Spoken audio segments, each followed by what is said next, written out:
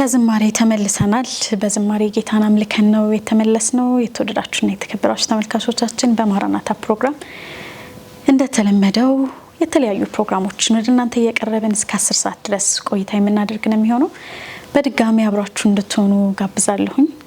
በቅድሚያም ዛሬ ግጥም ነው ወደ ተመልካቾች የምናደርሰው እንደተለመደው። ከዛ በፊት ግን መሲ ብርዱ እንዴት ነው? ሳምንት እንዴት አለፈ? ጥሩ ነው። በአጋጣሚ ዛሬ በጣም ከባድ ፀሐይ ነበር አዲስ አበባ ውስጥ ብዙ ቦታዎች ላይ። ክረምቱ ግን እያየለ ነው። በጣም ከባድ ዝናብ እየዘነበ ያለበት፣ ከተሞች በጎርፍ እየተጥለቀለቁ ያሉበት፣ በተለይ ደግሞ መዲናችን አዲስ አበባ ላይ እንደዛ አይነት ነገሮች አሉ። ያው በሁሉም አቅጣጫ ላይ ዝግጅት ማድረግ ያስፈልገናል። ዝም ብለን ብንወጣም እንደሚዘንብ ፀሐይም ሊወጣ እንደሚችል እያሰብን በሁለቱም አቅጣጫ ነው። ግን የሚዘንበው ዝናብ እያስፈራ ነው።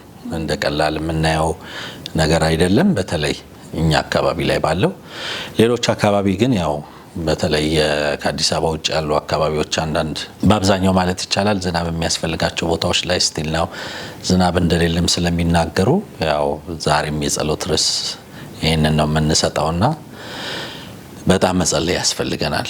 ምክንያቱም ዝናብ ከሌለ ድርቅ አለ፣ ከብቶች ይራባሉ፣ ሰዎችም የሚበሉትን እስከሚያጡ ድረስ የሚሆንበት ብዙ ነገሮች አላስፈላጊ ዋጋ መክፈሎችን ሊመጡ ስለሚችሉ በዚህ አቅጣጫ ላይ ያው እንደተለመደው እንጸልይ ከማለት ውጪ ሌላ ምንለው ነገር የለንም።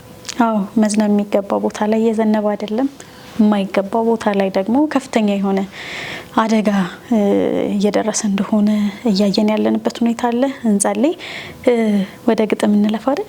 አዎ ስቱዲያችን ድረስ ታችን ትግስት ለገሰ ግጥም ይዛልን መጣለች። ስለ 10ቱ ቆነጃጅት ነው የምትነግረን። 10ቱ ቆነጃጅት በጣም መጽሐፍ ቅዱስ ላይ የሚገርም ምሳሌ ነውና 5ቱ ሰነፎች 5ቱ ልባሞች ብሎ ይላቸዋል። እና ሰነፍና ልባሞች እኩሌታ ተከፍለው፣ ነገር ግን ደግሞ ሰነፎቹ ከልባሞቹ አለመማራቸው እንደገና ደግሞ ባለቀ ሰዓት ላይ ለመግዛት ሄደው ደግሞ ሲመጡ ደግሞ በር የተዘጋባቸው ምሳሌ ሁሌም ለኛ ትልቅ ትምህርት ይሰጠናል። አዎ 10ቱ ቆነጃጅት የተሰኘው ግጥም በገጣሚ ትግስት ለገሰ ወደ እናንተ የሚደርስበት ሰዓት ነው። ተከታትለን እንመለሳለን። ወደ ግጥሙ እንለፍ።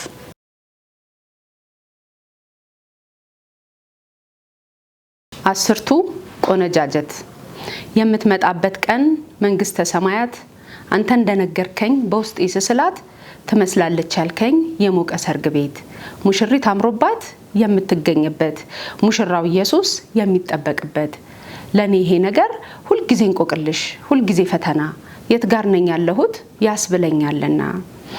ወይ ሆናለሁኝ ልክ እንደ ጎበዞች፣ ዘይት የሚሞላ ቀንዲል የሚበራ ልክ እንዳስተዋዮች፣ ትጉ ሰራተኛ በቀንም በሌሊት ስጋዬን በጥርሴ ይዤ የጠበቅኩት፣ የአባቴ ብሩካን ብርቱ ከሚባሉት ወደ ግብዣው ገቢ ብቁ ከሚሆኑት፣ ድንገት በመንደሩ ሙሽራው ሲገባ አብረው ከሚገቡት፣ ወይስ እንዲሁ እንደተኛው ሳልተጋ ላፍታ እንኳን ልመና መወጣ ይሰጡኝ እንደሆን ከከረሙበት ጾም ከልምዳቸው ጸሎት ካነበቡትም ቃል ከኖሩበት ህይወት እኔ ፊት እንድቆም እነሱ በሰሩት፣ ከግርግር መሃል ውሎ የሚመለስ ከሰፈር ከመንደር በሩ የሚዘጋበት የሚቆም ደጃፍ ስር እያልኩ ሳሰላስል ቀኑ እጅግ መሽቷል። ሙሽራውም ቀድሞ ከሰርግ ቤት ገብቷል። የተዘጋጁትን ወደ ራሱ ወስዶ በሩንም ዘግቶታል። ጌታ ሆይ ክፈትልን ባዩ ጩኸቱ በርክቷል። ጌታ ግን መልሶ የተዘጋጁትን ለኔ የኖሩትን ጥቅማቸውን ትተው ያገለገሉትን ወስጃቸዋለሁ ለኔ የሆኑትን፣ ለስጋ ፍላጎት ለሚጠፋው ዓለም እኔ ለሸጣችሁ ዞር በሉ ከበሬ፣ እናንተም አታውቁኝ እኔም አላውቃችሁ። እንግዲህ ቀኒቱንና ሰዓቲቱን አታውቁምና ንቁ። ከግጥም ተመልሰናል። የተወደዳችሁና የተከበራችሁ ተመልካቾቻችን እንዲህና እንዲያ ያለ ፕሮግራማችን እየቀጠለ ነው የሚገኘው። አሁንም ከማራናታ ፕሮግራም ጋር መልካም ጊዜ እንደሚኖራችሁ አምናለሁኝ። ወደ ዜና ማራናታ ከማለፋችን በፊት እኛ ራሳችን ያየነውን የቃኘነውን ነገር መልከታችን ወደ እናንተ እናደርሳለን። በጣም የተፈጥሮ አደጋ የበዛበት ጊዜ ነው። ከመቼውም ጊዜ በላይ በዓለማችን ላይ የተፈጥሮ አደጋዎች የበዛበት ጊዜ ነው። የሚገርምህ በቻይና ከሰሞኑ ወደ 2 ሚሊዮን የሚያክል ሕዝብ በአውሎ ንፋስና በጎርፍ ምክንያት ቀያቸውን ለቀው ለመሰደድ ተገደዋል። ከዚያም በተጨማሪ በኮሎምቢያ፣ በቬኔዙዌላ እና በፈረንሳይ ባለፈው ሳምንትም አንስተናል በተለያየ የተፈጥሮ አደጋዎች እየተመታ ያለበት ሁኔታ ነው ያለው። ወደ ሀገራችንም ስንመጣ በሐዋሳ የነበረውን ነገር እናውቃለን። አሁን ደግሞ የዛሬ ሳምንት አካባቢ ይመስለኛል በመተሃራ የመሬት መንቀጥቀጥ ተከስቶ ነበረ። ወደ 4.6 ሬክተር ስኬል ያስመዘገበ በጣም ከፍተኛ የሆነ የመሬት መንቀጥቀጥ ተከስቷል። እንግዲህ ይሄ የሚያሳየው አንደኛውም የመጨረሻውን ዘመን መቃረብ የመጣር መጀመሪያ ተብሎ በመጽሐፍ ቅዱሳችን የተቀመጠውን ነገር መከሰት የሚያሳይ ነገር ስለሆነ ሁላችንም ነቅተን ይህን ነገር ልናስተውል ይገባል እላለሁ። እውነት ነው። የኮሎምቢያውን እያየሁት ነበር እኔም ዜናውንና ወደ 7.4 በሬክተር ስኬል የሚለካ የመሬት መንቀጥቀጥ አደጋ ነበር የደረሰውና እንዴት ህንጻዎች እንደሚፈራርሱ ካቴድራል ቸርቾች ሁሉ ሌሎችም መኖሪያ ቤቶች ትልልቅ ህንጻዎች ሁሉ እንዴት ሲፈርሱ እንደነበር ያየው በጣም ስገረም ነበርና ሰዎች የሚገቡበት እስኪያጡ ድረስ በጣም የተጨነቁበት ተያይዘው በቃ ወዴት ቢሮጡ ማምለጥ ልክ ጭንቅ ውስጥ የመጨረሻ ጭንቅ ውስጥ ገብተው ያየውኝ በጣም ስገረም ነበርና እንግዲህ እንደዚህ አይነት ምልክቶች እንዳልሽው የምጣር መጀመሪያ ብሎ የሚላቸው በሰሞኑ እንደውም እያነበብኩኝ በጣም የተገረምኩበት ቃል ነበርና ከዚህ በፊት በዓለም ሆኖ የማያውቅ ተሰምቶም የማያውቅ በጣም ከባድ እና አስቸጋሪ ጊዜ እንደሚመጣ እና ደግሞ ግን ለጥቂቶች ሲል ወራቱን ያሳጥረዋል ብሎ የሚለውን ቃል እያነበብኩኝ ስገረም ነበርና እግዚአብሔር ለምርጦቹ ሲል ጊዜውን ያሳጥረዋል ብሎ ይናገራልና በጣም ነው የገረመኝ።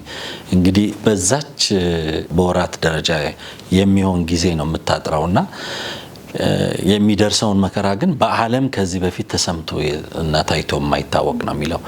እንግዲህ ከዚህም በኋላ ምን ሊሆን እንደሚችል ማሰብ ነውና የዚህ ሁሉ ግን ምልክት ያው የጌታ ምጽአት መድረሱን ነው። የዓለም ሀገራት የፈጠሩት አደጋ አይደለም፣ ለሁሉም ድንገተኛ ክስተት ነው። ነገር ግን ደግሞ መጽሐፍ ቅዱስ አስቀድሞ የተናገረው እውነት ነውና እነዚህ አይነት ነገሮች ያው የጌታን ምጽአት በደጅ እንደሆነ ይሄ ሁሉ ሲደርስ ጌታ በደጅ እንደሆነ አስተውሉ ነው የሚለውና እንግዲህ እንድናስተውል ይመስለኛል። ይሄ ዓለም ላይ የሚሆነውን ነገር በሙሉ ዜናውን ስንሰማ ጌታ በደጅ ነው፣ ሊመጣ በደጅ ነው፣ ተቃርቧል፣ ሰዓቱ ደርሷል፣ ጊዜው ደርሷል እያልን እያሰብን እንድንዘጋጅ የሚያደርጉን እውነታዎች ናቸው። የዓለም ሚዲያዎችም ጭምር እየነገሩን ያሉት ይህንን ነውና እንድናስተውል እግዚአብሔር ይርዳን፣ እንድንዘጋጅ እግዚአብሔር ይርዳን፣ እንድንመለስና ራሳችንን እንድናስተካክል እግዚአብሔር ይርዳን። ጊዜና ሰዓቱ በጣም አልቋልና ለዛ የተዘጋጀ ማንነት ይኑረን እያልን እንግዲህ ወደ ዜና ማራናታ እናልፋለን ማለት ነው። ቀጣይ ፕሮግራማችን ዜና ማራናታ ነው የሚሆነው። ነጻነት አቆማ አዘጋጅታ እየጠበቀችን ነው። ወደዚያው እንለፍ።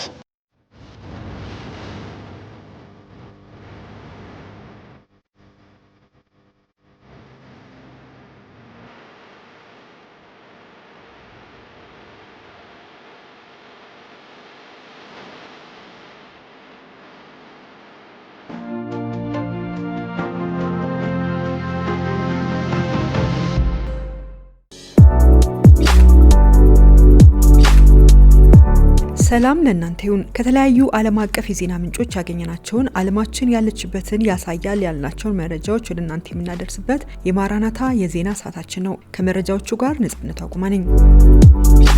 የዲሞክራቲክ ኮንጎ ኢቦላ ወረርሽኝ እስካሁን ከታዩት እጅግ የከፋ ለመሆን መቃረቡን የዓለም ጤና ድርጅት አስታወቀ። በዲሞክራቲክ ሪፐብሊክ ኮንጎ የተነሳው ኢቦላ ከዚህ ቀደም ባልታየ መጠን የከፋ ወረርሽኝ ለመሆን መቃረቡን የዓለም ጤና ድርጅት ዋና ጸሐፊ ዶክተር ቴድሮስ አድሃኖም ተናግረዋል። ወረርሽኙ አሁን ላይ የተስፋፋበት ያለው መጠን ከዚህ ቀደም ከነበሩት በበለጠ የከፋ ለመሆን መቃረቡንም ገልጸዋል። የዘንድሮ ወረርሽኝ እየተስፋፋ ያለበት መጠን ከዚህ በፊት በአውሮፓውያኑ አቆጣጠር ከ2014 እስከ 2016 የነበረውን ስርጭት እንደሚያልፍ ለጋዜጠኞች በሰጡት ማብራሪያ አስታውቀዋል።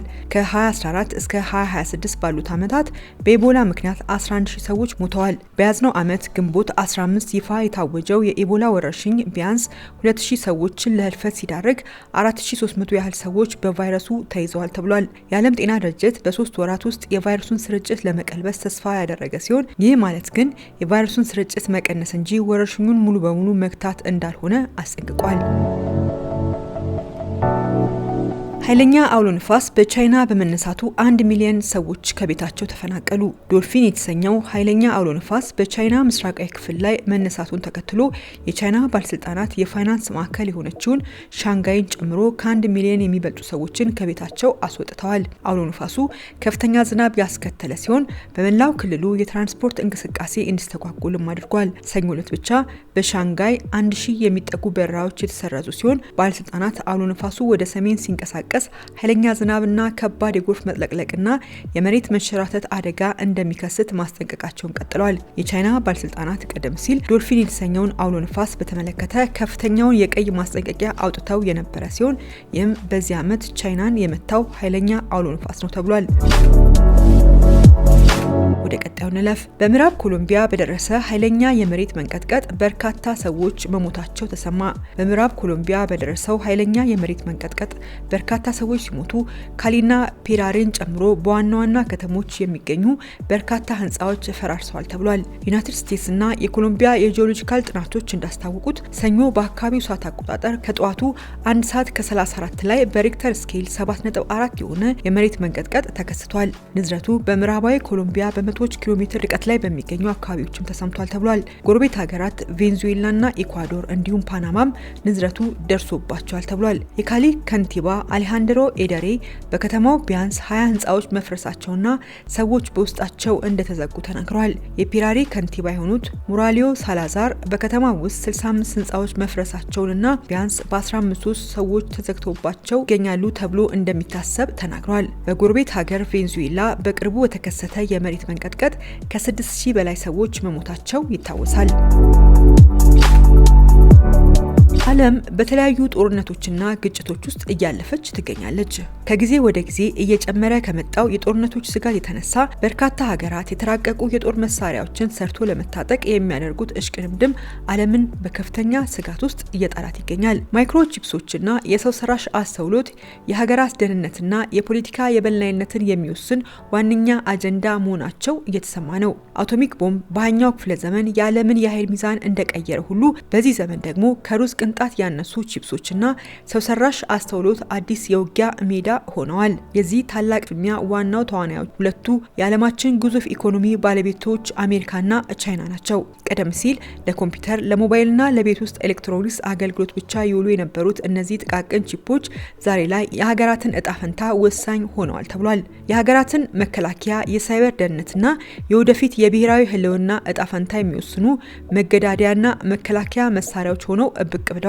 ዘመናዊ ድሮኖች፣ የረጅም ርቀት ሚሳይሎች፣ የስለላ አውታሮችና የጠፈር ቴክኖሎጂዎች የሚንቀሳቀሱት በእነዚህ ጥቃቅን ቺፕሶች አቅም ሲሆን ቴክኖሎጂውን አስቀድሞ የተቆጣጠረ ሀገር የነገውን ዓለም በወታደራዊ ኃይል የመምራት አቅሙ ከፍተኛ ያደርገዋል ተብሏል። በዚህ ምክንያት ቻይናና አሜሪካ የሞት ሽረት ፍልሚያ ውስጥ የገቡ ሲሆን ይህ አሜሪካና ቻይና የገቡበት ፍልሚያ ተራ የኢኮኖሚ ውዝግብ ሳይሆን ዓለምን ከፍተኛ የጥፋት ስጋት ላይ የጣለና የወደፊት አቅጣጫን የሚወስን አዲሱ የቴክኖሎጂ ጦርነት ነው ተብሏል። ከዚሁ ርዕስ ሳንወጣ ሰው ሰራሽ አስተውሎት አዲስ አይነት ቫይረስ ለመንደፍ ጥቅም ላይ መዋሉ ተሰምቷል። የአሜሪካ ተመራማሪዎች ሙሉ በሙሉ ጥቅም ላይ የዋሉና በላቦራቶሪ ውስጥ ሊባዙ የሚችሉ አዳዲስ ቫይረሶችን ለመንደፍ አርቲፊሻል ኢንተለጀንስን ጥቅም ላይ መዋላቸውን አስታውቀዋል። የአንድ ፍጥረት ሙሉ ዘረመል ወይም ጂኖም በሰው ሰራሽ አስተውሎት በተሳካ ሁኔታ ሲሰራ ይህ ለመጀመሪያ ጊዜ ነው ተብሏል። ተመራማሪዎቹ ይህንን ተጠቅመው 16 አዳዲስ ቫይረሶችን በመፍጠር ባክቴሪያዎችን መበከል ችለዋል እየተባለ ሲሆን እነዚህ ቫይረሶች ሰዎች ላይ ምንም አይነት አደጋ የማያደርሱ ናቸው በማለት ተናግረዋል። ይሁን እንጂ ባለሙያዎች ግን በሰው ሰራሽ አስተውሎት ወይም ኤአይ የተነደፉ ቫይረሶች አስቸኳይ የደህንነትና የጥበቃ ስጋቶችን እንደሚፈጥሩ አስጠንቅቀዋል። በማድመጥ ላይ ያላችሁት የማራናታ ዜናዎችን ነው። ካናዳውያን የወንጌላውያን አብያተ ክርስቲያናት ከአእምሮ ህመም ጋር የተያያዘውን በሕክምና የታገዘ ራስን የማጥፋት ውሳኔን በተመለከተ ከፓርላማ አባላት ጋር እንዲነጋገሩ ጥሪ መቅረቡን ይመለከታል። ቀጣዩ ዜና ካናዳውያን ወንጌላውያን በሕክምና የታገዘ ራስን የማጥፋት መብትን ለአእምሮ ህመምተኛ ለመስጠት የታቀደውን እቅድ በተመለከተ ያላቸውን ስጋት ለመግለጽ ከአካባቢው የፓርላማ አባላት ጋር እንዲገናኙ ጥሪ ተደርጎላቸዋል። በሕክምና የታገዘ ራስን የማጥፋት መብት ወይም ዩታኔሺያ የሚሰጠውን የብቃት የብቃት መስፈርት ለማሻሻል የተደረገው ለውጥ በአእምሮ ህመም ብቻቸውን ለሚሰቃዩ ሰዎች ይሰጣል ተብሎ የታቀደው ከማርች 17 2027 ጀምሮ ሲሆን ቀኑ ሊደርስ ከ8 ወራት ያነሰ ጊዜ በመቅረቱ የካናዳ ኢቫንጀሊካል ፌሎሺፕ ኢኤፍሲ የክረምቱ የረፍት ጊዜ የፓርላማ አባላት ከህዝብ ጋር በሚገናኙበት ወቅት በአባላቱ ላይ ተጽዕኖ እንዲፈጥሩ ለማድረግ ትልቅ አጋጣሚ መሆኑ ተገልጿል። በሌላ በኩል ደግሞ ዳይንግ ዊዝ ዲግኒቲ የተሰኘውን ጨምሮ በሕክምና የታገዘ ራስን የማጥፋት መብትን የሚደግፉ ድርጅቶች እቅዱ በተያዘለት ጊዜ እንዲቀጥል መንግስትን በጽኑ እየወተወቱ ይገኛሉ ተብሏል። የካናዳ ኢቫንጀሊካል ፌሎሺፕ ኢኤፍሲ ፓርላማው በመኸር ወቅት ስራውን ሲጀምር በህዝቡ ንቁ ተሳትፎ የውሳኔውን አቅጣጫ ለመቀልበስ ከፍተኛ ሚና እንደሚጫወት ታምኖበታል። የኢኤፍሲ አዘጋጅ ራቸል ባርዳ ለደጋፊዎቻቸው ባስተላለፉት መልእክት አማኞች ለተወካዮቻቸው በመደወል ህጉ ላልተወሰነ ጊዜ እንዲዘገይ ወይም ሙሉ በሙሉ እንዲሰረዝ እንዲሞግቱ አሳስበዋል። በአእምሮ ህመም ምክንያት የሚደረገውን በህክምና የታገዘ ሞት ትግበራ ላልተወሰነ ጊዜ የማቆም እንዲሁም ሙሉ በሙሉ የመሻር እድል አለ በማለት ተናግረው ስለዚህ ሀገራችን ለአእምሮ ህመምተኞች ሞትን ከማቅረብ ይልቅ እንክብካቤና ድጋፍ ወደ መስጠት እንድታመራ እንገፋፋለን በማለት ተናግረዋል። በዩናይትድ ኪንግደም ዩኬ ያለ የመኪና መድን ድርጅት አንድ አሽከርካሪ ኢየሱስ ይወድሃል የሚሉ ስቲከሮችን ከመኪናው ላይ እንዲያነሳ ማዘዙን ይመለከታል። በእንግሊዝ የሚገኝ አንድ የመኪና መድን ወይም ኢንሹራንስ ኩባንያ አንድ ክርስቲያን አሽከርካሪ ኢየሱስ ይወድሃልና ኢየሱስ በጣም ይወድሃል የሚሉ ስቲከሮችን ከመኪኖቹ ላይ ካላነሳ የመድን ዋስትና ፖሊሲው ውድቅ እንደሚሆንበት አሳውቆታል። እድሜው 35 ዓመት የሆነው ቻንድራ የተሰኘው ይህ ባለመኪና እንደተናገረው የመድን ዋስትና የስጋት ግምገማ ክፍሉ በመኪናው ላይ በተደረጉት ተለጣፊዎች ምክንያት የተደረገውን ለውጥ አልተቀበለውም። በመሆኑም የመድን ዋስትናው ሊቀጥል የሚችለው ስቲከሮቹ ከተነሱ ብቻ እንደሆነ ገልጾለታል። ቻንድራ ሲናገር ስቲከሮቹን ማንሳት እንዳለብኝ ሲነግሩኝ ደንግጬና ተገርሜ አዝኜም ነበር በማለት ገልጾ ስለ ተለጣፊዎቹ ለመድን ኩባንያው በማሳወቅና ፎቶግራፎቹን በመላክ ትክክለኛውን ነገር ለማድረግ ሞክሬ ነበር። በመኪናዬ ላይ ያለው መልእክት በጣም ቀላል ነው። ኢየሱስ ይወድሃል የሚል ነው። ስድብ፣ ፖለቲካ፣ ጥላቻ ያዘለ ወይም የንግድ ምልክት አይደለም፣ የተስፋ መልእክት ነው በማለት ገልጿል። ቻንድራ ይህንን መልእክት በመኪናው ላይ መለጠፉ የመኪና መድን ዋስትና እንዳያገኝ ለምን እንቅፋት እንደሆነ ሊገባው እንዳልቻለ ተናግሯል። በህዝባዊ ህይወታችን ውስጥ ሁሉም አይነት መልእክቶች፣ ባንዲራዎችና መፈክሮች መኪኖች ላይ ተለጥፈው እንመለከታለን ሲል ቻንድራ ተናግሮ ነገር ግን አንድ ክርስቲያን በገዛ መኪናው ላይ ሰላማዊ የፍቅር መልእክት ሲለጠፍ ችግር እንዳስከተለ ተቆጥሯል። በጣም አዝኜ ነበር። ጌታ ኢየሱስን ነው የተቃወሙት። አልቅሼ ለወጣ ሁሉ ምንም አልቀረኝም ነበር በማለት ገልጾ ሌሎች መልእክቶች የለጠፉ ሰዎች ተመሳሳይ ሁኔታ የሚገጥማቸው አይመስለኝም ብሏል። ቻንድራ ለመድን ኩባንያው በላከው ደብዳቤ እንደገለጸው ተለጣፊዎቹ ምንም አይነት የንግድ ዓላማ የሌላቸውና በቀላሉ ኢየሱስ እንደሚወድህ የሚገልጹ አዎንታዊ መልእክቶችን ለማሰራጨት ታስበው የተደረጉ ናቸው በማለት ገልጿል። እንደ አሽከርካሪው ገለጻ ከሆነ የመድን ኩባንያው በመጀመሪያ ቻንድራ የመኪናውን ፎቶዎች ሲልክለት ተለጣፊዎቹን ፈቅዶለት የነበረ ሲሆን ነገር ግን በኋላ ላይ ይህንን በመቀየር ኢየሱስ ይወድሃል የሚለውን ስቲከር ከመኪናው ላይ ካላነሳ በስተቀር የመድን ዋስትና ፖሊሲው ሊቀጥል እንደማይችል እንደገለጸለት ተናግሯል። በስዊዘርላንድ የሚገኝ አንድ የክርስቲያን ድርጅት ስለ ተስፋ ውይይቶችን ለማነቃቃትና እነዚህን ውይይቶች ወደ ቤተክርስቲያን የማይመጡ ሰዎች ሊያገኟቸው ወደሚችሉባቸው የህዝብ አደባባዮች ለማምጣት ያለመ በቤት ውጭ የሚከናወን መስተጋብራዊ እንቅስቃሴ ይፋ አደረገ። ሊቨኔት የተባለው የስዊዘርላንድ የክርስቲያን ዜና ምንጭ እንደዘገበው የስዊዘርላንድ የመጽሐፍ ቅዱስ ንባብ ህብረት BLB የህይወት መንገዶች የተስፋ መንገድ የተሰኘውን መርሃ ግብር በዚህ በጋ በቢሾፍትዌል ከተማ ውስጥ አስጀምሯል። 9 ጣቢያዎችን ተሳታፊዎች ከጽሁፍ ሰሌዳዎች ወይም ከትምህርታዊ ንግግሮች ይልቅ ጨዋታዎችን፣ የድምጽ መቅረጫዎችንና ቁሳቁሶችን በመጠቀም ስለ ተስፋና ስለ እምነት በሚነሱ ጥያቄዎች ላይ ውይይቶች ይካሄዳሉ ተብሏል። በቢኤልቢ የፕሮጀክት መሪ የሆኑት ቶቢያስ ቬሪች ሲናገሩ ተስፋ ማለት ምን ማለት እንደሆነ ለማሳየት እንፈልጋለን በማለት ተናግረው አክለውም ሰዎች ተስፋ ከአቅራቢያቸው መኖሩን እንዲያውቁ እናበስራቸዋለን ብለዋል። ሰዎች ፖለቲካው፣ ተፈጥሮና የዓለም ሁኔታ ተስፋ አስቆርቷቸው ስጋቶች ውስጥ አሉ። እንደ ክርስቲያን ማህበረሰብ በዚያ ቦታ ላይ ጥሪ ያለን የተስፋ ድምጾች መሆን እንፈልጋለን ብለዋል። BLB ፎክስ መጽሔት እንደዘገበው ቬሪች በሂደት ውስጥ ከፍተኛ ለውጥ ያሳየውን ይህን ፕሮጀክት ለማልማት 3 ዓመት ፈጅቶበታል። በማዕከላዊ ስዊዘርላንድ በደስታ ርዕስ ላይ የታቀደ የእግር ጉዞ የነበረ ሲሆን ክርስቲያኖች ሊያቀርቡ የሚችሉት ልዩ ነገር ተስፋ ነው በሚል ጽኑ እምነት ምክንያት ተስፋ ወደሚል ርዕስ ወደሚንቀሳቀስ የጉዞ ዝግጅት ተቀይሯል። ዝግጅቱ በጀርመንኛ ተናጋሪ ስዊዘርላንድ ውስጥ የሚገኙ አብያተ ክርስቲያናትና የአካባቢው የኢቫንጀሊካል ህብረቶች በመያዝ ለ2 እስከ 4 ሳምንት በህዝብ ተደራሽ በሆኑ የቤት ውጭ ቦታዎች ይካሄዳል ተብሏል። እንቅስቃሴው ከቤተ ክርስቲያን ግንቦች ውጪ የወንጌልን የምስራች ለመናገር በተለይም ከቤተ ክርስቲያን ሩቅ ላሉ ሰዎች ተስፋውን ለማድረስ ነው በማለት ቬሪች ተናግረዋል። ለዕለቱ ያዘጋጀንላችሁ የማራናታ ዜናዎች እነዚህ ነበሩ። ከቀጣዮቹ የማራናታ ፕሮግራም ዝግጅቶች ጋር መልካም ቆይታ ይሁንላችሁ። ሰላም ለእናንተ ይሁን።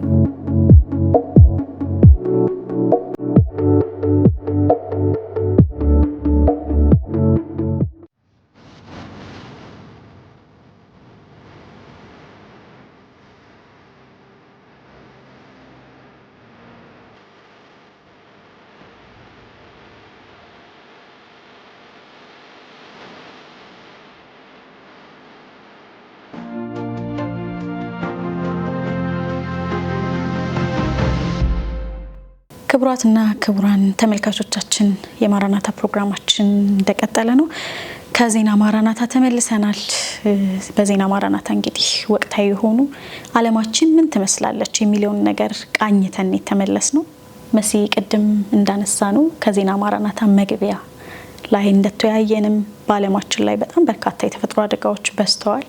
ይህም ደግሞ የኢየሱስ ክርስቶስን ዳግም ምጽአት የሚያሳይ መሆኑን በማሰብ ሁላችንም ነቅተን እየጸለይን ከዚያም ደግሞ ባለን ነገር እየተረዳዳን ይህን ጊዜ ማለፍ አስፈላጊ ነው። ወደ ቀጣይ ፕሮግራማችን እናልፋለን። ዛሬ በፕሮግራማችን ውስጥ የምንቃኘው በዓለማችን ውስጥ ካሉ የእስልምና እምነት ተከታዮች ቁጥር ከሚበዛባቸው ሀገራት ውስጥ አንዷ ኢራን ናት። በኢራን ውስጥ ወደ 1 ሚሊዮን የሚጠጉ ክርስቲያኖች ደግሞ እንዳሉ የተለያዩ ዘገባዎች ይናገራሉ። ኢራን ውስጥ እነዚህ ሁሉ ክርስቲያኖች የሚኖሩት በቸርች አይደለም፣ በቤት ለቤት ባለ ህብረት ውስጥ ባለ በጸሎት በአምልኮ ያደረጉ በቤት ውስጥ የተስፋፋ እምነት ነው። በተመሳሳይ መልኩም በቻይናም እንደዚሁ አይነት የክርስትና እድገት ቁጥር እየጨመረ እንደመጣ ከሚነገርባቸው ሀገራት ውስጥ ቻይናና ኢራን ናቸው። በተለይ ግን ኢራን በጣም በዓለማችን ላይ ለክርስትና መስፋፋት እድገት እንደ ምሳሌነት እስከ መቆጠር የደረሰች ሀገር ሆናለች። ወደ 1 ሚሊዮን የሚጠጉ ክርስቲያኖች ያሉባት ምድር ሆናለች። በወንጌላውያን እምነት መጨመር ቁጥር ላይ በተለይ ደግሞ ላቲን አሜሪካ ላይ፣ ኤዥያ ላይ፣ አፍሪካ ላይ በሌሎችም አህጉራትም ጭምር የወንጌላውያን እምነት ቁጥር በጣም በእጅጉ በፈጣን ሁኔታ እያደገ እየጨመረ እንደሆነ የሚያሳዩ አሃዞች እየወጡ ያሉበት ጊዜ ውስጥ ነው ያለነውና ወንጌል እየተስፋፋ ነው። በጣም በሚያስገርም ሁኔታ ወንጌል እየተስፋፋ ነው። እኔ ዛሬ በዚህ ፕሮግራም ላይ መናገር የምፈልገው በኢራን ውስጥ ለዚህ የወንጌል መስፋፋት ወይም ለ1 ሚሊዮን ሕዝብ የመዳን ምክንያት የሆኑት የሶሻል ሚዲያና እንዲሁም ደግሞ የቴሌቪዥን ጣቢያዎች ናቸውና ምን ስለሰሩ ብለን ስናስብ ለዛ ሕዝብ ወንጌልን ስለሰበኩ ፒውርሊ ወንጌልና ወንጌልን ማሰራጨት ብቻ ስለሆነ ስራቸው ነውና ዛሬ እጆቻችን ላይ ያሉ ሚዲያዎች፣ ዛሬ የምናገለግልባቸው የቴሌቪዥን መስኮቶች፣ ራዲዮኖችም ሌሎች ብዙ አይነት የሶሻል ሚዲያ ፎርማቶችን ተጠቅመን ወንጌልን ብንሰራ ከዚህ በበለጠ ሰዎች የመዳን መንገድን ሊያውቁ ወደ እግዚአብሔር መንግስት ሊፈልሱ የሚችሉበት ሁኔታ ነውና በጣም ትልቅ ስራ ይጠበቅብናል። ያገኘነውን እጃችን ላይ የሰጠነን እግዚአብሔር በስንት መከራ በስንት ጸሎት የመጣ ይህንን ትልቅ ቴክኖሎጂ እጃችን ላይ ዛሬ ሚዲያ አለ። በዚህ ሁሉ ውስጥ ከምንበላላ ከምንጠፋፋ ከአንዳችን ሌላችን ላይ ያልሆነ ነገር ከምናደርግ ብዙ አይነት ነገሮችን እርስ በርስ ባለን ግንኙነት ውስጥ ከምናደርግ ይልቅ ወንጌልን ብንሰብክበት ዛሬ የተናገርናት ዘር ምን ያህል ሰው ጋር ደርሳ እንደምታበቅል አናውቅም። ኢራን ላይ 1 ሚሊዮን ሰዎች አሉ ክርስቲያኖች። ያ የተዘራ ዘር የበቀለበት ሁኔታ ነው እና ያለው ፎከሳችንን እንደ መጨረሻውም ዘመን ጊዜም እንደሌለው ሰው ሆነን ባገኘነው አጋጣሚ ወንጌልን የምንሰራበት መንገዶችን ብናስፋፋ ብዬ እላለሁ። እውነት ነው መሲ። እንግዲህ ስለ እምነት ነጻነት ስናስብ ሀገራችን ኢትዮጵያ ብዙ የሩቅ ታሪክ አይደለም። ምን ያህል በተለይ በወንጌል አማኞች ዘንድ የተከፈለ የእምነት ነጻነት በጣም የደምን ዋጋ እስከ ማስከፈል ድረስ የደረሰ እንደነበር ብዙዎቻችን እናውቃለን። ከታሪክም ሰምተናል፣ መጽሐፍቶችንም አንብበናል። እና መጽሐፍ ቅዱሳችን እንደሚል ሂዱ እንዳለን ወንጌልን ለፍጥረታት ሁሉ ስበኩ፣ ያመነ የተጠመቀ ይድናል፣ ያላመነ ግን ይፈረድበታል። እኛ ዛሬ ለምንወደው ሰው፣ ለቤተሰባችን፣ ለጓደኞቻችን ወንጌልን ሰምተው ነገር ግን የሕይወታቸው ጌታ አዳኝ አድርገው ላልተቀበሉት ለነሱ የምንሰጠው ውድ ነገር ቢሆን አሁንም የኢየሱስ ክርስቶስን እውነት ወንጌል እንዲሁም ደግሞ አዳኝነቱን ነውና ዛሬም በነጻነት በምንኖርበት አሁን የእምነት ነጻነት በተከበረበት ኢትዮጵያ በነጻነት መስበክ በምንችልበት ጊዜ ጎዳና ላይ ወጥተን እንኳን በምንሰራበት ጊዜ ተው የሚል በሌለበት ሁኔታ ላይ ግን እየተሰራ አይደለም። ኢራንን ስናይ 1 ሚሊዮን ህዝብ ካላት የሰው ቁጥር ጋር ሲነጻጸር በጣም ብዙ ነው። አሃዙ ቀላል የሚባል አይደለም። ነገር ግን እንዳልከው መሲ አንደርግራውንድ ውስጥ አይደል ባለፈው ስንሰራ ፕሮግራሙን ለተመልካቾችም አድርሰናል። ከዚያ በተጨማሪ ቤት ለቤት ብዙዎች እየታሰሩ እየተገደሉ የከፈሉት ዋጋ ብዙ ነው። እኛ በነጻነት ውስጥ ሆነን ያላደረግነውን ነገር በእንደዚህ አይነት ነጻነት በሌለበት ሀገር ላይ ግን እየተሰራ ስላለ ይሄኛው ቅናትኛም ውስጥ እንዲገባ ዛሬም ወንጌልን እንዳዲስ ላልሰሙት ላልዳኑ መናገር እንዳለብን ለማሳሰብና ለማስጠንቀቅም ጭምር ነው። ስለዚህ ይህን ፕሮግራም ስታዩት ደግሞ የበለጠ እንደምትነሳሱ እናምናለን። ከፕሮግራሙ ብዙ ነገር እንደምትማሩ ስለምናስብ ዛሬም በድጋሚ ልናቀርበው ወደናል። ወደ ፕሮግራሙ እንለፍ። መልካም ጊዜ። Revolution is underway in parts of the region. A Jesus revolution. An unprecedented number of Muslims are forsaking Islam and choosing to follow Christ, especially in Iran. ድቅድቅ ባለው ጨለማ በቴሄራን ጠባብ መንገድ መካከል አንዲት ወጣት ሴት አንድ መጽሐፍ ከደረቷ ጋር አጣብቃ ይዛለች። ይህ መጽሐፍ በሀገሪቱ በፍጹም የተከለከለ ነው። ከተያዘች ሁሉን ነገሯን ያሳጣታል፣ ነፃነቷን፣ ቤተሰቧን፣ አለፍ ሲልም ሕይወቷን። ነገር ግን የምትለቁ አይመስልም። ምክንያቱም በሕይወቷ ለመጀመሪያ ጊዜ ልትኖርለትም ልትሞትለትም የምትችለውን አንድ ነገር አግኝታለች፣ የጌታችን የኢየሱስን ቃል። ይህ ክስተት በስሱ እየሆነ ያለ አይደለም፣ ይልቁንም በመላው ኢራን እንጂ። በተሰወሩ ስፍራዎች ሻማ በሚያበራበት ከምድር በታች አንደርግራውንድ ከመንግስት የተሰወሩ የኦንላይን ስብሰባዎች አስደማሚ አብዮት በመላው ሀገሪቷ እየሆነ ነው። ፖለቲካዊ አብዮት ሳይሆን ለየት ያለ ከልብ የሚወጣ አብዮት። ሪፖርቶች እንደሚያሳዩት ከሆነ ከ1 ሚሊዮን በላይ የኢራን ሙስሊሞች ወደ ክርስትና ተቀይሯል። ይህም በመላው ዓለም በብዛቱ ቀዳሚ ያደርገዋል። ታዲያ ይህን አስደማሚ አብዮት ተሐድሶ እያመጣ ያለው ሚስጥር ምንድነው? ይህ ተግባር ሕይወታቸውን ሊያሳጣቸው በሚችል ሥርዓትና ሀገር ውስጥ ሆነው ሕይወታቸውን አደጋ ላይ ጥለው ኢየሱስን እንዲቀበሉት ያደረጋቸው ምን ይሆን? ወደ ዛሬው አስደናቂ ጉዳያችን ከመሄዳችን በፊት ለብዙዎች እንዲደርስ ይረዳን ዘንድ ላይክና ሼር እንዲሁም ሐሳባችሁን ማጋራት እንዳትዘነጉ እያልኩኝ ወደ ጉዳያችን እገባለሁ። አሁን ወደ ኢራናውያን የጌታችን ኢየሱስ አብዮት ልመልሳችሁ። በ1979 የኢራን እስላማዊ አብዮታዊ ጓድ ኢራንን ሲቆጣጠር ክርስትና ደብዝዞ ነበር። ከ500 ያነሱ ሙስሊሞች ነበሩ ወደ ክርስትና የተለወጡት። ክርስትናን መቀበል ታላቅ መዘዝ ያስከትል ነበር። በአሁኑ ሰዓት ማለትም ከ40 ዓመታት በኋላም ከ1 ሚሊዮን በላይ ክርስቲያኖች ይገኛሉ። እስኪ ያስቡት፣ ከ500 ወደ 1 ሚሊዮን። ይህ እንዴት ሊሆን ቻለ? ይህ በእስልምና እጅግ ወግ አጥባቂ የሆነው ሕዝብ ወደ ክርስትና በሚደረገው ጉዞ ከዓለም እንዴት ቀዳሚ ለመሆን በቃ? አንድ ኢራናዊ የክርስትና አገልጋይ እንዲህ ሲል ተናግሮ ነበር። ቤተ ክርስቲያንን ሊያጠፉ ሊገድሉ ሞክረው ነበር። ነገር ግን በይበልጥ በተጫኑን በገፉን ቁጥር ወንጌል በስፋት መሰራጨት ጀመረ። የቅዱሳን ደምና መስዋዕትነት ለቤተ ክርስቲያን ዘር መሆን ቻለ። ታዲያ ይህን ጉዟቸውን እጅግ አስደማሚ የሚያደርገው ደግሞ ጌታችን ኢየሱስ በራሱ በግል ልባቸውን እየነካ መሆኑ ነው።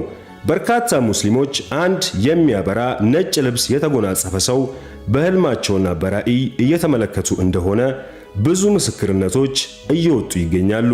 በግርማና በሰላም የተሞላ እኔ ኢየሱስ ነኝ እያለ ራሱን እንደገለጠላቸው በርካቶች መስክረዋል። አንድ ራዛ የተባለ ወጣት እንዲህ ብሎ ነበር። በህልሜ አንድ ከፀሐይ የበለጠ የሚያበራ ብርሃን ተመለከትኩ። አንድ ነጭ የለበሰ ወደ እኔ መራመድ ጀመረ። ትከሻዬንም ነካ አድርጎ እኔ መንገድ እውነትና ሕይወት ነኝ ብሎ ተናገረኝ። ከእንቅልፌ እንደነቃውም እምባዬን መቆጣጠር አቃተኝ። ማልቀስ ማቆም አልቻልኩም። ኢሳ ወይም ኢየሱስ እንደሆነ ገባኝ። ያቺ ምሽት ሁሉን ነገር ቀየረች። የሚገርማችሁ ታዲያ ይህ ወጣት ብቸኛው አይደለም።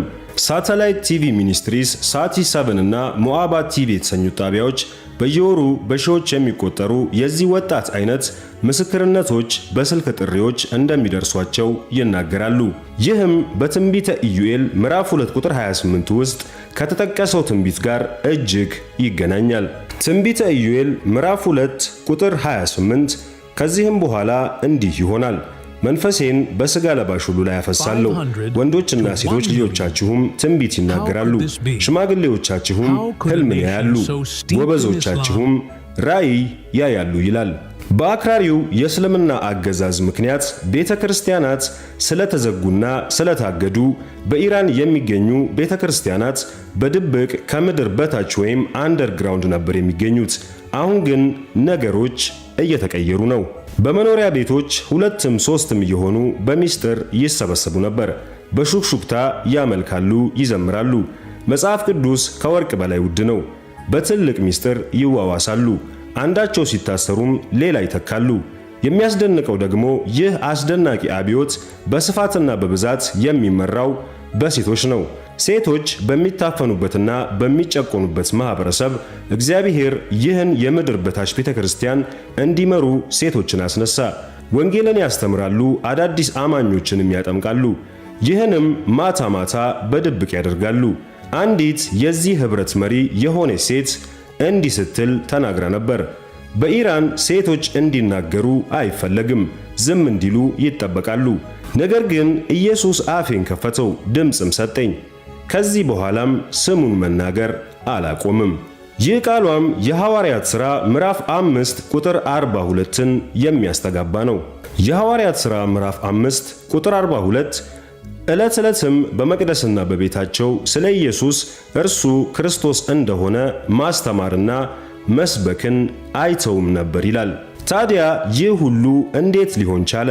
እንዴት የኢራን ሙስሊሞች ክርስቶስን ለመከተል ለእስር ለስቃይና ሞት ራሳቸውን ለመስጠት ወሰኑ? ነገሩ እጅግ ጥልቅ ነው። ኢራናውያን አገዛዙን የጠሉት ይመስላሉ። ቅጥ ያጣ ሙስና ያስተውላሉ። መጨረሻ የሌላቸው ሥርዓቶችና አምልኮዎች ይደረጋሉ። ሰላም ግን ማግኘት አቅቷቸዋል። አንድ እውነተኛ የሆነ ነገር የራባቸው ይመስላል። ከዚያም ስለ ኢየሱስ መስማት ጀመሩ። ሩቅ ሳይሆን ቅርብ ያለ መጨረሻ የሌለው መስዋዕት የማይፈልግ ይልቁንም ራሱ መስዋዕት የሆነ አምላክ እንዳለ ይሰማቸው ጀመር። ጸጋ፣ ምሕረትና ፍቅር የተሞላ ሲፈልጉት የኖሩትን ነገር እንዳገኙ ይሰማቸው ጀመር። ሊዳን የምትባል ሴት በሚገባ እንዲህ ስትል ገልጸዋለች። ዕድሜም በሙሉ ፈጣሪ በእኔ ደስተኛ እንዳልሆነ እንደሚበሳጭብኝ ነው ሲነገረኝ የኖርኩት። ከዚያም ኢየሱስን አገኘሁት፣ ፍቅሩንም ቀመስኩት። ከእንግዲህ አልፈራም። አንዳንዶችም በተአምራትና በፈውስ ወደ ክርስትና የመጡ አሉ። በጌታችን በኢየሱስ ስም በተጸለየላቸው ጸሎት ከረጅም ዓመት ሱስ ነፃ እንደወጡ የሚመሰክሩ ተበራክተዋል። ዶክተሮች አትድኑም ካሏቸው በሽታ በዚህ ጸሎት የተፈወሱም በርካቶች ምስክርነት ሰጥተዋል። እነዚህ ሁሉ ክስተቶችም በኢራን እየተቀጣጠለ ላለው ወደ ክርስትና ለሚደረገው አብዮት ትልቅ ግብዓት ሆኗል። ነገር ግን ይህን ንቅናቄ ቀለል አድርገን ልንስሉ አይገባም። በኢራን ወደ ጌታችን ኢየሱስ ለሚመጡ ሰዎች ከባድ ዋጋ ይጠብቃቸዋል። አማኞች በቤተሰቦቻቸው መገፋትና መገለል ያስፈራቸዋል። ቤተሰቦቻቸውን ያጣሉ፣ ስራቸውን ይነጠቃሉ፣ ይታሰራሉ፣ አለፍ ሲልም ቶርች ይደረጋሉ። ነገር ግን አሁንም ይቀጥላሉ። አንድ በእምነቱ ምክንያት ታስሮ የነበረ ወጣት እንዲህ ሲል ተናግሮ ነበር። ወስደው በእስር ቤት ቆለፉብኝ። ነገር ግን ኢየሱስን ሊቆልፉበት አልቻሉም። በእስር ቤት እንኳን ሆኜ መገኘቱ ከእኔ ጋር ነበር። የእነዚህ ወጣቶች ትጋት ጌታችን ኢየሱስ በማቴዎስ ወንጌል ምዕራፍ 16 ቁጥር 18 የተናገረውን ቃል ያስታውሰናል። የማቴዎስ ወንጌል ምዕራፍ 16 ቁጥር 18 እኔም እልሃለሁ አንተ ጴጥሮስ ነህ፣ በዚህች ዓለት ላይ ቤተ ክርስቲያኔን እሠራለሁ፣ የገሃነም ደጆችም አይችሏትም ይላል። ምንም እንኳን ታላቅ መገፋትና መከራ ቢኖርም በኢራን የምትገኘው ቤተ ክርስቲያን ከጊዜ ወደ ጊዜ እየበረታች መጥታለች። ይህ አስደናቂ ተሐድሶ ትንቢታዊ ገጽታም አለው። በመጽሐፍ ቅዱስ ኢራን ፋርስ በመባል ትታወቃለች። ፋርስ በእግዚአብሔር የተቀባ ቂሮስ የተባለ ንጉሥ ነበራት። ይህ ንጉሥ አይሁድ ወደ ኢየሩሳሌም ተመልሰው ቤተ መቅደስ እንዲገነቡ ፈቅዶላቸው ነበር። መጽሐፈ ዕዝራ ምዕራፍ 1 ከቁጥር 1 እስከ 3 በኤርምያስም አፍ የተናገረው የእግዚአብሔር ቃል ይፈጸም ዘንድ በፋርስ ንጉሥ በቂሮስ በመጀመሪያው ዓመት እግዚአብሔር የፋርስን ንጉሥ የቂሮስን መንፈስ አስነሳ። እርሱም በመንግሥቱ ሁሉ አዋጅ አስነገረ። ደግሞም በጽሕፈት አድርጎ እንዲህ አለ። የፋርስ ንጉሥ ቂሮስ እንዲህ ይላል፣ የሰማይ አምላክ እግዚአብሔር የምድርን መንግሥታት ሁሉ ሰጥቶኛል። በይሁዳም ባለችው በኢየሩሳሌም ቤት እሠራለት ዘንድ አዞኛል። ከሕዝቡ ሁሉ በእናንተ ዘንድ ማንም ቢሆን አምላኩ ከእርሱ ጋር ይሁን። እርሱም በይሁዳ ወዳለችው ወደ ኢየሩሳሌም ይውጣ። በኢየሩሳሌምም ለሚኖረው አምላክ ለእስራኤል አምላክ ለእግዚአብሔር ቤት ይስራ ይላል። ጥንታዊቷ ፋርስ ለእግዚአብሔር ዕቅድ ጉልህ ሚና ተጫውታለች። በሚደንቃችሁ ሁኔታም ከሺህ ዘመናት በኋላ የእስራኤል አምላክ ወደ ሆነው ፊቷን እየመለሰች ትገኛለች። ታዲያ ይህ የትንቢተ ኢሳይያስ ምዕራፍ 19 ቁጥር 25 ትንቢት አካል ይሆን? ትንቢተ ኢሳይያስ ምዕራፍ 19 ከቁጥር 24 እስከ 25 የሰራዊት ጌታ እግዚአብሔር ሕዝቤ ግብፅ፣ የእጄም ሥራ አሦር፣ ርስቴም እስራኤል የተባረከ ይሁን ብሎ ይባርካቸዋልና በዚያ ቀን እስራኤል ለግብፅና ለአሦር ሦስተኛ ይሆናል፣ በምድርም መካከል በረከት ይሆናል ይላል። የመካከለኛው ምስራቅ በጋራ እግዚአብሔርን ለማምለክ የሚመለሱበት ትንቢት ይመስላል። ምናልባትም በኢራን እየሆነ ያለው የዚህ ትንቢት አካል ይሆን? ከቀጠናው ተሻግሮ ለሚሄድ አንድ ነገር መንገድ የሚጠርግ መንቃት በሀገሪቱ እየሆነ ነው። በኢራን እየሆነ ያለው የጌታችን ኢየሱስ አብዮት ለኢራናውያን ብቻ አይደለም፣ ለእኛም ጭምር እንጂ። የእግዚአብሔር መንፈስ ያለ ከልካይ ወዳሻው የሚሄድ መሆኑን ያሳየናል። መንግሥት አያስቆመውም፣ እስር ቤት አያግደውም፣ ምንም አይነት ሕግ አይከለክለውም። እዚህ ጋር አንድ ጥያቄ ልንጠይቅ ይገባል። ኢራናውያን በተዘጉ በሮች አንደርግራውንድ እስርና ስቃይና ሞት ተጋርጦባቸው ይህን ያክል ለጌታችን ኢየሱስ ከተሰጡ እያንዳንዳችን በያለንበት ሀገር ሆነን ምን ያክል እየተሰጠን ይሆን? ወደ ዕብራውያን ምዕራፍ 13 ቁጥር 3 ከእነርሱ ጋር እንደታሰረ ሆናችሁ እስሮችን አስቡ፣ የተጨነቁትንም ራሳችሁ ደግሞ በሥጋ እንዳለ ሆናችሁ አስቡ ይላል። በ1979 ከ500 አማኞች እስከ ከ1 ሚሊዮን በላይ አማኞች። ይህ የፖለቲካ አብዮት አይደለም፣ የባህል አብዮትም አይደለም። ይህ የጌታችንና የአዳኛችን የኢየሱስ ክርስቶስ አብዮት ነው። እስከ መጨረሻው አብራችሁኝ ስለቆያችሁ እጅግ አድርጌ አመሰግናለሁ። ተመልሰናል።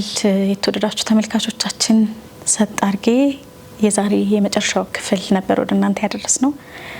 የሚያስቅና በጣም ቆንጆ የሆነ ድራማ ነበረ። ባለፈው ሳምንት ክፍል 1 ወደ እናንተ ደርሷል። ዛሬ የመጨረሻውን ክፍል፣ የሚቀጥለው ሳምንት ደግሞ በአዲስ ድራማ ወይም ፊልም የምንገናኝ ነው የሚሆነው። የመጨረሻው ምዕራፍ ላይ ደርሰናል። ዛሬ የምንላችሁ ነገር ይኖረናል። በተለያየ ሁኔታ ውስጥ ሆናችሁ ይህንን ፕሮግራም የምትከታተሉ በተለይ ደግሞ አንዳንዶቻችሁ ስታገኙን ወይ በስልክ ትነግሩናላችሁ፣ ማረሚያ ቤት ላይ የምታገለግሉ የኔ እናቴንም ጨምሮ እዛ እንደሚከታተሉ ትነግረኛለች።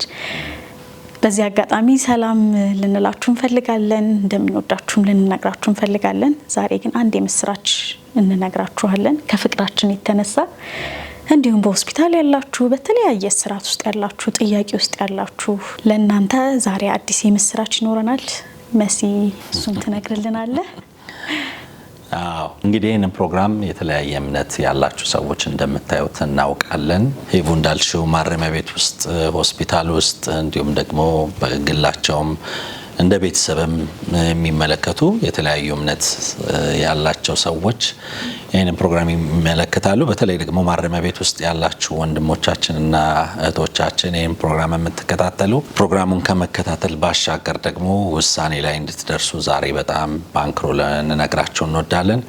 ጌታ ኢየሱስ ክርስቶስን እንደ ግል አዳኛችሁ አድርጋችሁ እንድትቀበሉ ከዛም ባሻገር ደግሞ እዛ በሚገኘው ቸርች ውስጥ እንድትካፈሉ ይህንን በጣም እናበረታታችኋለን። ያላችሁበት እስር ቤት መኖሪያችሁ አይደለም፣ ከእስር ቤት ትወጣላችሁ። ነገር ግን ደግሞ ከዘላለም ሞት ከዘላለም ፍርድ የሚያስመልጠው ጌታ ኢየሱስ ይወዳችኋል። የዛሬ ማንነታችሁ የዘላለም አይደለም።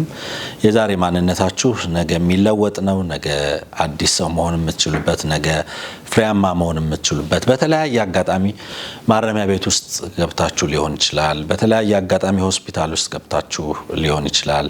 ነገር ግን ጌታ ይወዳችኋል። ጌታ ኢየሱስ ክርስቶስ ስለእናንተ ደሙን በመስቀል ላይ አፍሷል። በቀራንዮ መስቀል ላይ ተሰቅሏል። ስለእናንተ ደሙን አፍሷል። ስለዚህ ይሄ ጌታ ለእናንተም ለእኛም ለሁሉም ለዓለም ሕዝብ ሁሉ ነው ይህንን መስዋዕት የከፈለውና ዛሬ መልእክታችን እናንተ ወደ ጌታ እንድትመጡ ከጌታ ጋር እንድትጣበቁ ጌታ እንደሚወዳችሁ እድል እንዳለ የመለወጥ እድል እንዳለ ጌታ ከአመድ ከትቢያ ብዙዎቻችንን እንዳነሳን እናንተንም ደግሞ ካላችሁበት ቦታ አንስቶ ነገ ትልልቅ የወንጌል ሰባኪዎች ትልልቅ የተለያየ ፕሮፌሽን ሰዎች እንደምትሆኑ ይሄንን ልንነግራችሁ እንወዳለን። መኖሪያችሁ አይደለም። እግዚአብሔር ማንንም ከተለያየ ቦታ ያነሳል።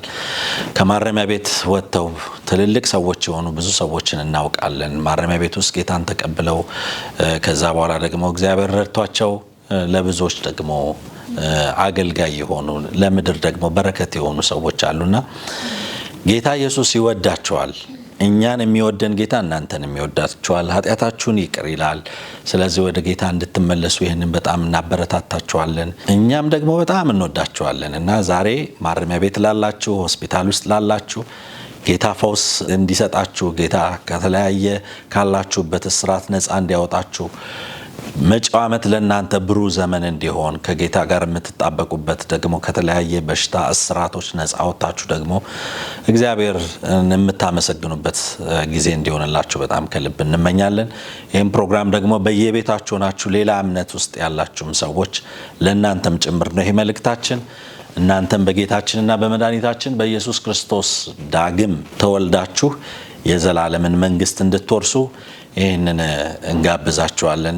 ስለዚህ ከኛ ጋር መጸለይ የምትፈልጉ ከኛ ጋር ህብረት ማድረግ የምትፈልጉ ስክሪኑ ላይ ባለው ስልክ እንጸልይላችኋለን። ኢየሱስ ይወዳችኋል። የዘላለም ህይወት መገኛው ለዘላለም ከሱ ጋር መኖሪያው ብቸኛው መንገድ እውነት ህይወት እሱ ብቻ ነውና እሱን ዛሬ እንጋብዛችኋለን። መልእክቱን ሰምተናል። መሲም እግዚአብሔር አብዝቶ ይባርክ። መጽሐፍ ቅዱስ እንደሚናገር መዳም በሌላ በማንም የለም፣ እንድንበት ዘንድ ከሰማይ የተሰጠን አንድ በቃ እሱ ነው፣ ሌላ ስለዚህ የምናመጣው ነገር እንደሌለ አምነን ኢየሱስ ክርስቶስ ስለኛ እንደሞተ ከዚያም በሶስተኛው ቀን እንደተነሳ ሞትን ድል አድርጎ ከዚያም ደግሞ መጥቶ እንደሚወስደን በማመን አብራችሁ የወንጌል ተካፋይ እንድትሆኑ እናንተም ደግሞ ለሌሎች መትረፍ እንድትችሉ ዛሬ ይህን ውሳኔ ወስናችሁ መሲ እንዳለው በስልክ ቁጥራችን ደውላችሁ ልታገኙን ትችላላችሁ። እንጸልይላችኋለን። ውሳኔያችሁን እንጠብቃለን። ይሄ ይችላል ልትሉት የሚገባው ጉዳይ ስላልሆነ አሁኑን እንድትወስኑ በጌታ ፍቅር እናሳስባችኋለን። የማራናታ ፕሮግራማችን የዛሬው ይህንን ነበር የሚመስለው። አብራችሁን ለቆያችሁ ሁሉ እጅግ ላቅ ያለ ምስጋናችንን እያቀረብን ሳምንት ጌታ ቢፈቅድና ብንኖር የምንገናኝ ይሆናል። እስከዚያው ግን ሰላም ሁኑልን።